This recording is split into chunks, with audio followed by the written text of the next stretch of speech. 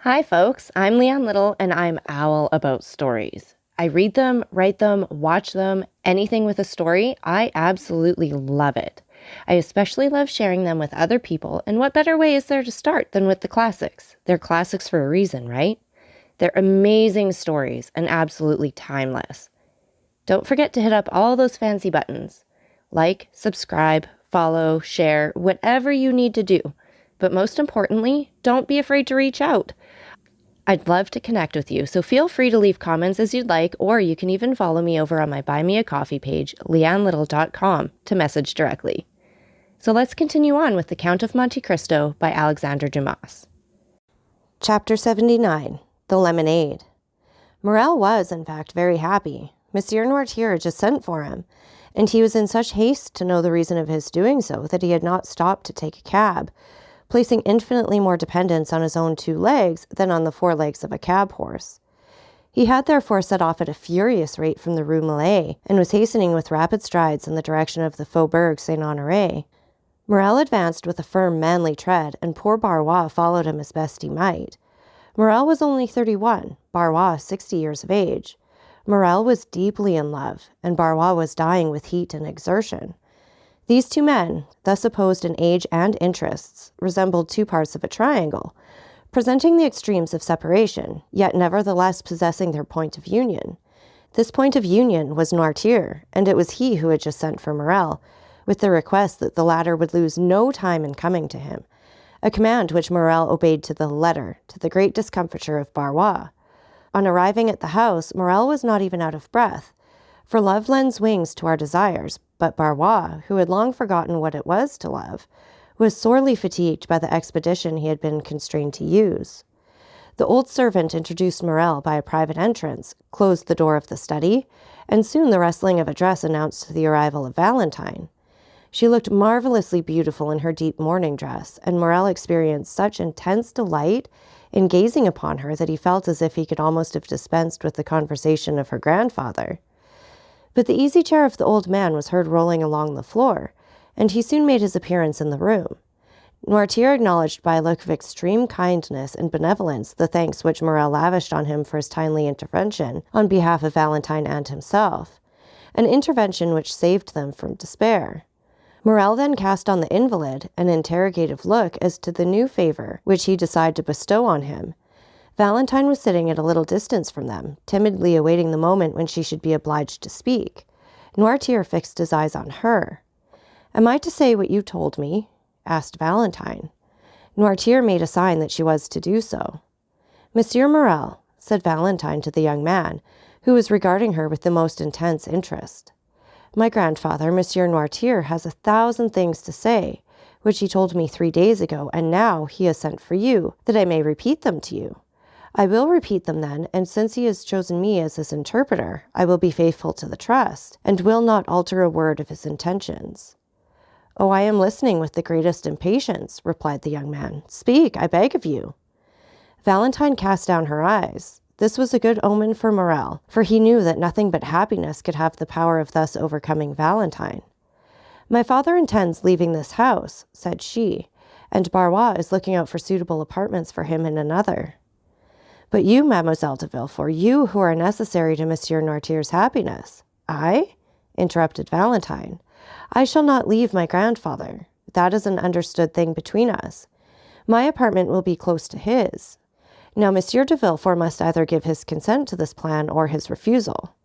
In the first case, I shall leave directly, and in the second, I shall wait until I am of age, which will be in about 10 months. Then I shall be free. I shall have independent fortune, and what?"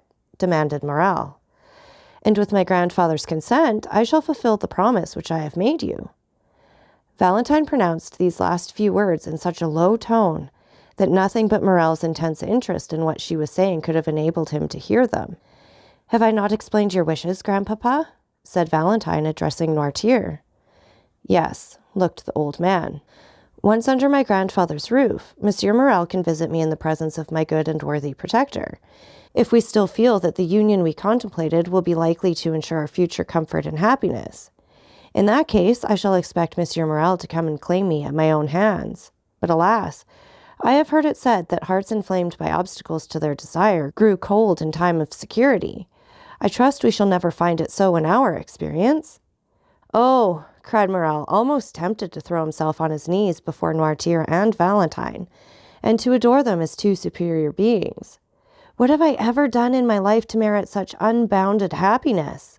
"Until that time," continued the young girl in a calm and self-possessed tone of voice, "we will conform to circumstances and be guided by the wishes of our friends, so long as those wishes do not tend to finally separate us. In a word, and I repeat it, because it expresses all I wish to convey, we will wait." "And I swear to make all the sacrifices which this word imposes, sir," said Morel, "not only with resignation, but with cheerfulness." "Therefore," continued Valentine, looking playfully at Maximilian, "no more inconsiderate actions, no more rash projects, for you surely would not wish to compromise one who from this day regards herself as destined, honorably and happily, to bear your name." Morel looked obedience to her commands.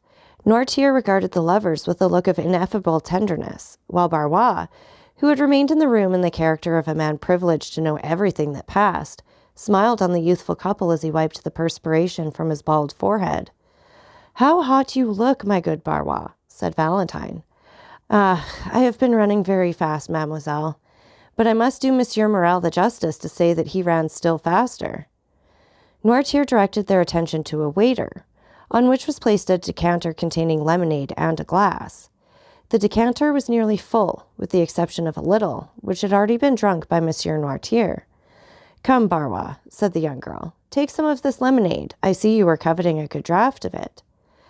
"The fact is, mademoiselle," said Barois, "I am dying with thirst, and since you are so kind as to offer it to me, I cannot say I should at all object to drinking your health in a glass of it." "Take some then, and come back immediately." Barois took away the waiter, and hardly he was outside the door, which in his haste he forgot to shut, then they saw him throw back his head and empty to the very dregs the glass which Valentine had filled. Valentine and Morel were exchanging their adieux in the presence of Noirtier, when a ring was heard at the doorbell. It was the signal of a visit. Valentine looked at her watch. "It is past noon," said she, "and today is Saturday. I dare say it is the doctor, grandpapa." Noirtier looked his conviction that she was right in her supposition. "He will come in here, and Monsieur Morel had better go. Do you not think so, grandpapa?" "Yes," signed the old man. "Barois!" cried Valentine. "Barois!" "I am coming, mademoiselle," replied he. "Barois will open the door for you," said Valentine, addressing Morel. "And now remember one thing, monsieur officer, that my grandfather commands you not to take any rash or ill-advised step which would be likely to compromise our happiness." "I promised him to wait," replied Morel, "and I will wait." At this moment Barois entered. "Who rang?" asked Valentine. "Dr. Daverney," said Barois, staggering as if he would fall. "What is the matter, Barois?" said Valentine. The old man did not answer, but looked at his master with wild, staring eyes, while with his cramped hand he grasped a piece of furniture to enable him to stand upright. "He is going to fall!" cried Morel. The rigors which had attacked Barois gradually increased. The features of the face became quite altered, and the convulsive movement of the muscles appeared to indicate the approach of a most serious nervous disorder. Noirtier, seeing Barois in this pitiable condition, showed by his looks all the various emotions of sorrow and sympathy which can animate the heart of a man. Barois made some steps towards his master. "Ah, sir," said he, "tell me what is the matter with me. I am suffering. I cannot see. 1,000 fiery darts are piercing my brain.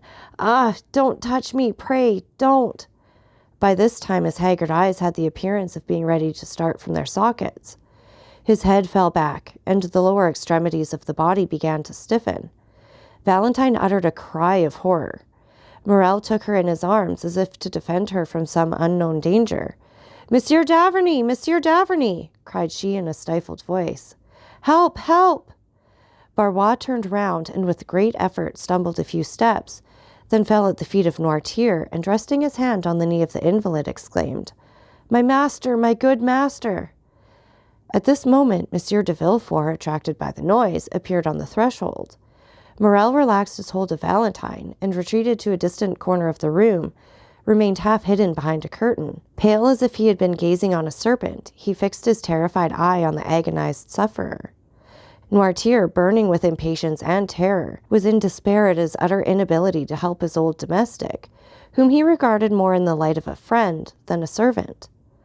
One might, by the fearful swelling of the veins of his forehead and the contraction of the muscles round the eye, trace the terrible conflict which was going on between the living energetic mind and the inanimate and helpless body. Barois, his features convulsed, his eyes suffused with blood, and his head thrown back, was lying at full length, beating the floor with his hands, while his legs had become so stiff that they looked as if they would break rather than bend. A slight appearance of foam was visible around the mouth, and he breathed painfully and with extreme difficulty. Villefort seemed stupefied with astonishment, and remained gazing intently on the scene before him without uttering a word. He had not seen Morel. After a moment of dumb contemplation, during which his face became pale and his hair seemed to stand on end, he sprang towards the door, crying out, "Doctor, doctor, come instantly! Pray, come!" "Madame, madame!" cried Valentine, calling her stepmother, and running upstairs to meet her. "Come quick, quick, and bring your bottle of smelling salts with you." "What is the matter?" said Madame de Villefort in a harsh and constrained tone. "Oh, come, come!" "But where is the doctor?" exclaimed Villefort. "Where is he?" Madame de Villefort now deliberately descended the staircase. In one hand she held her handkerchief, in which she appeared to be wiping her face, and in the other a bottle of English smelling salts. Her first look on entering the room was at Noirtier, whose face, independent of the emotion which such a scene could not fail of producing, proclaimed him to be in possession of his usual health. Her second glance was at the dying man. She turned pale, and her eye passed quickly from the servant and rested on the master. "In the name of heaven, madame," said Villefort, "where is the doctor? He was with you just now. You see this is a fit of apoplexy, and he might be saved if he could but be bled." "Has he eaten anything lately?" asked Madame de Villefort, eluding her husband's question. "Madame," replied Valentine, "he has not even breakfasted. He has been running very fast on an errand with which my grandfather charged him, and when he returned, took nothing but a glass of lemonade."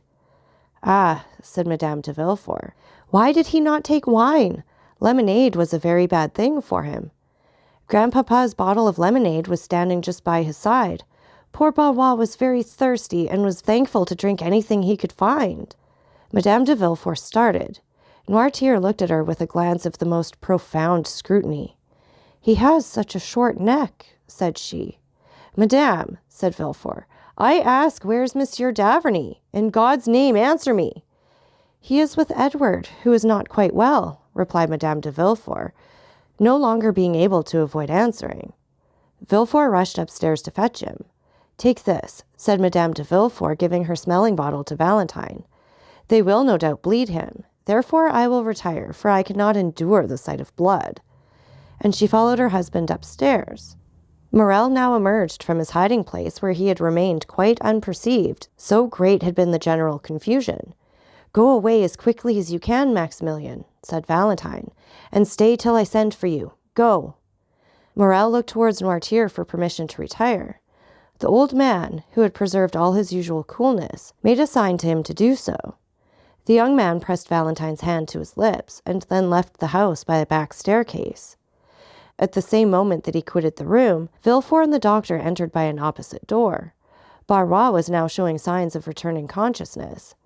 The risus seemed past, a low moaning was heard, and he raised himself on one knee. Dr. d'Averny and Villefort laid him on a couch. "What do you prescribe, doctor?" demanded Villefort. "Give me some water and ether. You have some in the house, have you not?" "Yes." "Sign for some oil of turpentine and tartar emetic." Villefort immediately dispatched a messenger. "Now let everyone retire."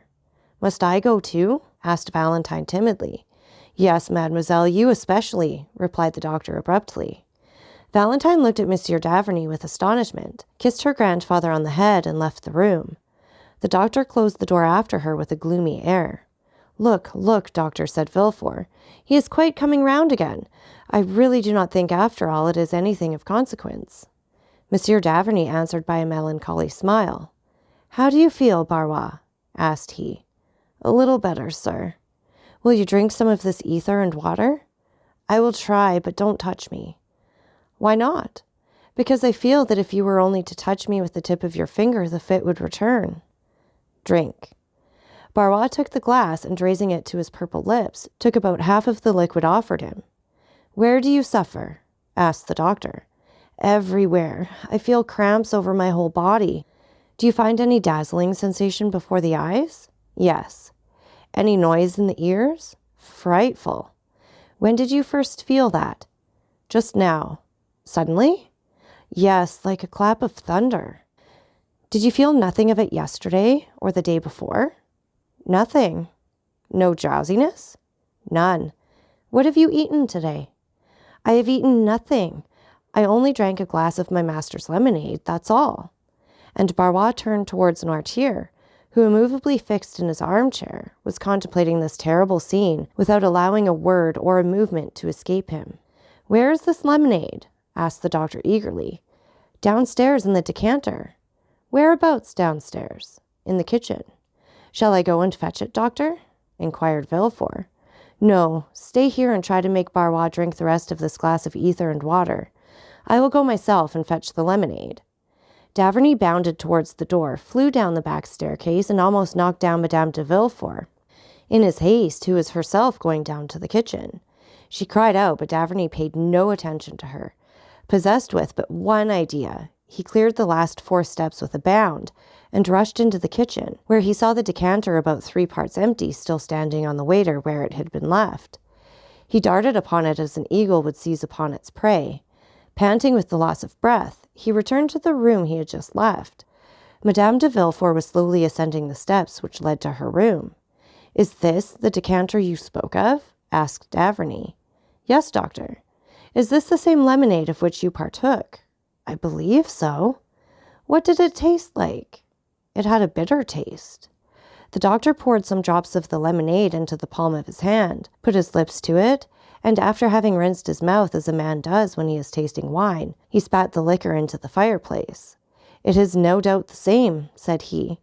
Did you drink some too, Monsieur Noirtier? Yes. And did you also discover a bitter taste? Yes. Oh, doctor, cried Barois, the fit is coming on again. Oh, do something for me. The doctor flew to his patient. That emetic, Villefort, see if it is coming. Villefort sprang into the passage, exclaiming, The emetic! The emetic! Is it come yet? No one answered. The most profound terror reigned through the house. If I had anything by means of which I could inflate the lungs, said Daverney, looking around him, perhaps I might prevent suffocation. But there is nothing which would do. Nothing. Oh, sir, cried Barois, are you going to let me die without help? Oh, I am dying. Oh, save me. A pen, said the doctor. There was one lying on the table. He endeavored to introduce it into the mouth of the patient, who in the midst of his convulsions was making vain attempts to vomit. But the jaws were so clenched that the pen could not pass them.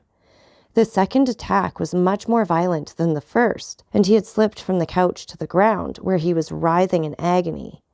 The doctor left him in this paroxysm, knowing that he could do nothing to alleviate it, and going up to Noirtier, asked abruptly, How do you find yourself? Well? Yes.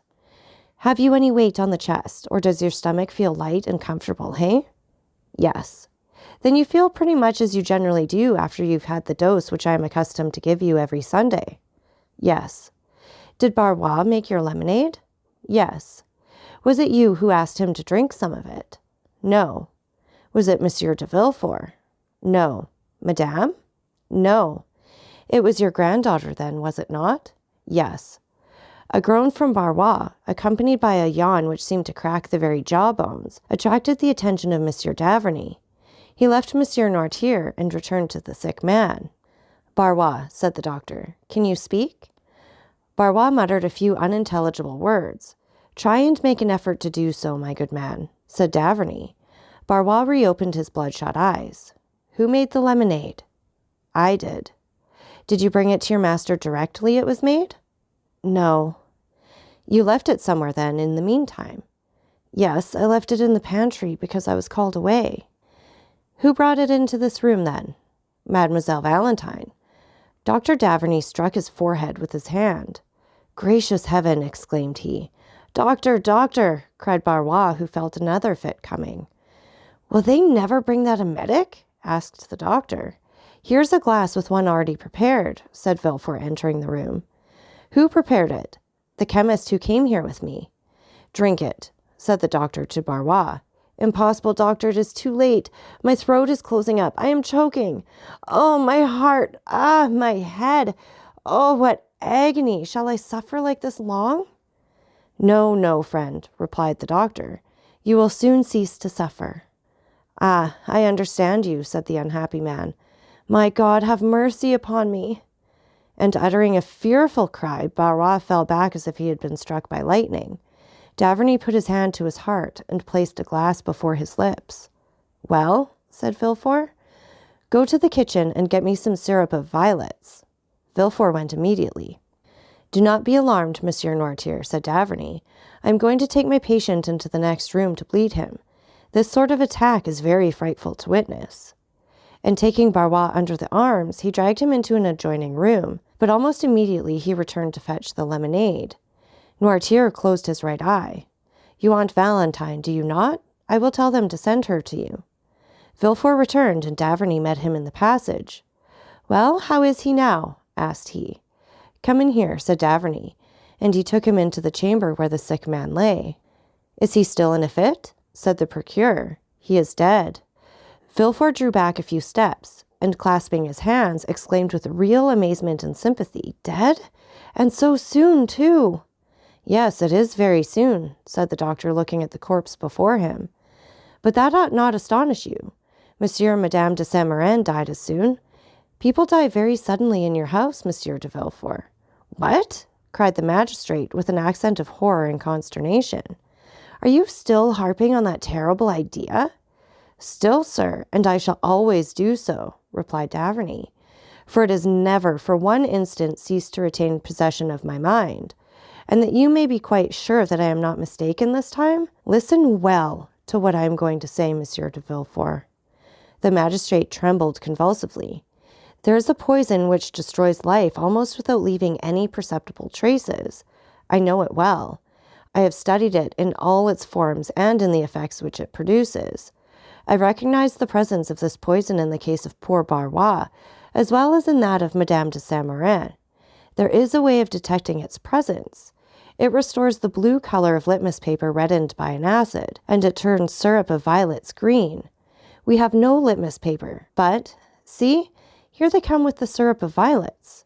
The doctor was right. Steps were heard in the passage. Monsieur Daverney opened the door, and took from the hands of the chambermaid a cup which contained 2 or 3 spoonfuls of the syrup. He then carefully closed the door. Look, said he to the procureur, whose heart beat so loudly that it might almost be heard.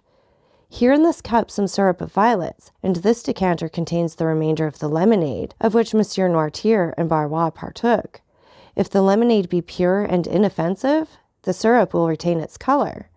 If, on the contrary, the lemonade be drugged with poison, the syrup will become green. Look closely. The doctor then slowly poured some drops of the lemonade from the decanter into the cup, and in an instant a cloudy sediment began to form at the bottom of the cup. The sediment first took a blue shade, then from the color of sapphire it passed to that of opal, and from opal to emerald. Arrived at this last hue, it changed no more. The result of the experiment left no doubt whatever on the mind. The unfortunate Barois has been poisoned, said Daverney, and I will maintain this assertion before God and man.